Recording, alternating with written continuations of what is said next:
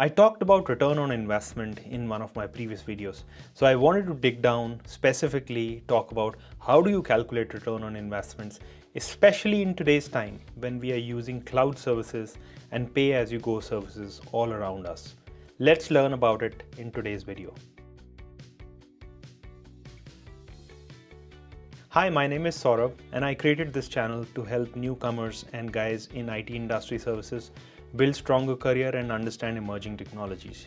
So let's talk about return on investment. I talked about it in one of my previous videos also, where I was talking about how projects are funded, how they are prioritized. But during that conversation, I particularly talked about return on investment. In today's time, where we use cloud services and pay-as-you-go models, how are return on investments calculated?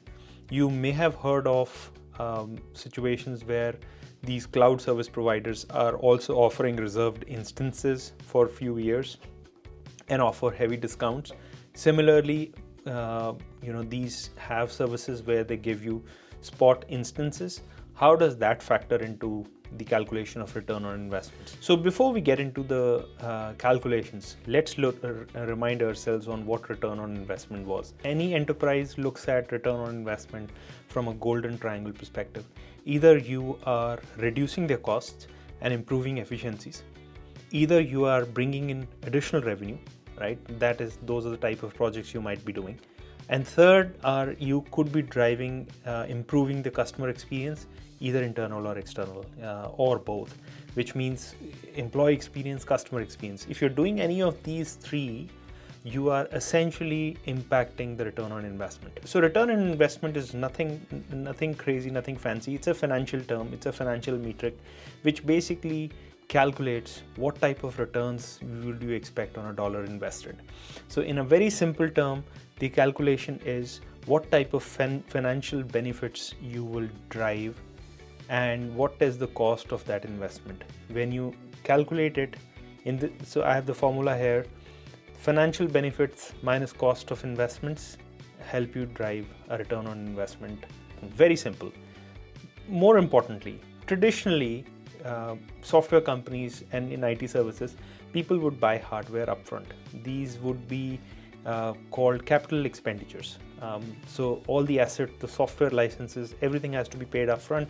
So it's a massive expense for a company. So companies typically would look at calculating return on investment by also identifying what's the depreciation on these assets. So before we go again too further, let's understand these two terms clearly. Capital expenditure, or which is known as CapEx, and OpEx, which is operational expenditure. So capital expenditure is where you make upfront investments. So for example, you're buying computers, you're setting up a new data center, buying licenses for say an Oracle database, those would all fall under the capital expenditure situation. The second is the operational expenditure. These are all the recurring costs. This is where all your currently what you see today as pay-as-you-go models, these come into picture. So traditional return on investment would be calculated by taking into account what is the capital expenditure, which means how much you are going to be investing upfront. Then you take into account the depreciation of those assets. So for example, you've bought a computer or you've bought a data center. What is the depreciation you're going to be expecting on this device? And then you also figure out what benefits can you drive from these investments during their lifetime. Let's take an example here. I just boiled it down as a data center investment. Initial investment, $500,000. Depreciation, again, just to make the case and for simplicity, I am saying let's assume a straight line depreciation of $100,000 per year. So after 5 years, the asset is going to be worth nothing. Over 5 years, they're going to be getting $1 million in benefits, and the assets are going to depreciate to $0. So based on that, the return on investment for this case is 100%. So it's a very simple calculation. You've basically reaped benefits of $1 million. You've invested 500,000, and that's how you calculate the percentage. So that's a simple traditional manner of how return on investment used to be calculated. Now let's look at what happens in case of the operational expenditure today's world. So what happens in the OpEx is all your spend or all the services you pick up from AWS or Azure or VMware, most of these are starting to fall under operational expenses. The benefit of a strategy like that is that your costs are spread out, and you're not paying several hundred thousands or millions of dollars upfront. You're basically paying, sometimes you're paying a very small fee just to test something out, or sometimes a very small project with a little spend can drive value for the business immediately. So it has obviously a great alignment with the expenses, and this leads to faster return on investment calculations. So in case of return on investment calculations, when it comes to operational expenses, what you would typically look at is what is the cost of these services. For example, for a month of, say, S3 bucket, what you're using, what's the cost of using that service along with the compute and the Lambda function you are using, or whatever program you're building. You would basically estimate your financial benefits. So for example, if you build this application, it saves you X number of dollars per month. It saves you X number of hours of employee time per month. So you'll basically calculate the financial benefit that comes. And then third thing is you will narrow down on the time frame. Typically, the benefit with the operational expenses is that you focus on shorter time frames. So the return on investment versus the time frame, that is a lot more compressed, or at least the calculation is enabled at a shorter time frame. And when you start calculating these, here is an example for you to kind of consider. If you were spending $1,000 on a cloud services, and this would increase your sales by, say, $5,000. Imagine a retailer using a calculation like that during the peak season, where they know that having those additional servers would actually help them get more orders during the peak hours or the holiday sales. So the ROI is 400% on a decision like that. Now, when we calculate this pay as you go, ROI, or in the operational expenses world, as I said earlier, pay as you go, reserved instances, spot instances, all are just different varieties of this, and their calculations can be a little different from each other. Lastly, let's look at what happens when you consider a reserved instance type of a situation or a spot instance. So before I go there, let me quickly tell you about what reserved instances and spot instances are. Reserved instances are a term used where the cloud service provider or the hyperscaler basically says, if you commit to certain amount of compute for a duration. So for example, for 1 year, if you know that is the minimum amount of compute you need and you're ready to commit to that, we will give you significant discounts.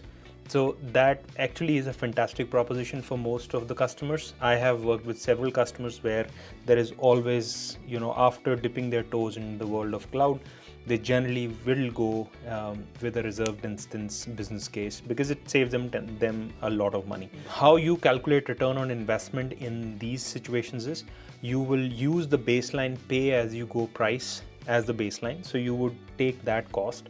Then you will consider what is your reserved instance cost. So you subtract that, and then you will also add into it the benefits that you've realized. So let's talk about spot instances. Before I again talk about return on investment, let's look at the definition. What cloud service provider do is the access available capacity of servers, what they have available, they make that available on the spot to users. So today, right now, if I go and look at US East 1, US East 2, there are going to be some instances which are available on spot. Basically, these are computers nobody's using. So they give you a price which is extremely discounted, even higher discounts than reserved instances. But the catch is they can always take that capacity away from you if the load on their end increases, or if some demand comes in, they can take that. So generally for spot instance, you don't want to use it for mission critical situations. You use it for calculations which can be okay if something goes wrong, right? Which are the architecture supports any type of interruptions. So when you calculate return on investments using spot instances, while every other calculation remains the same. You consider pay as you go as your baseline. You consider all the benefits what you're going to be getting. You subtract a certain amount which you have to consider as a loss from interruption. So for example, if my application goes down 3 or 4 times, it is using spot instances, it is delivering benefits of $100,000, but every time the application goes down, somebody needs to work on it, fix it. That's say $10,000 of an expense because of using spot instances. You subtract that from the benefits when you're calculating the return on investment. All right, folks, I hope this was helpful. Very high level overview. I wanted to make sure I make a video and explain how return on investments are calculated. There are thousands and thousands of scenarios. This gets extremely complicated. In fact, in enterprises, they have a fully enabled individual who's just looking into cloud costs and return on investments and figuring out all the checks and balances which take into account. But I'm hoping that with this initial video, you get a sense on how to calculate return on investment and what are a couple of scenarios in the modern era of return on investment in the IT services space. All right, with that, thank you so much. I'll see you in the next video. Bye.